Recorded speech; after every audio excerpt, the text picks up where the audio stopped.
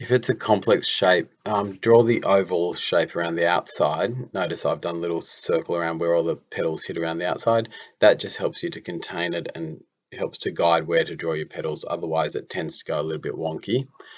If you've got an easier flower, just do it the old way that I always suggest, which is carefully copying the lines and the shapes.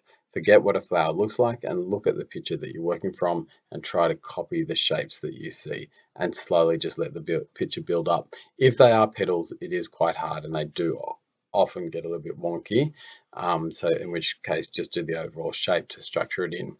Then choose a style that you're going to go with. I've gone for pencils, hopefully you've got them, and start by doing either outline or tone. Just focus on outline and tone. So here I've done outline, and I love to do lots of random variation. It just makes it interesting. So notice it's gone pink around the outside and purple.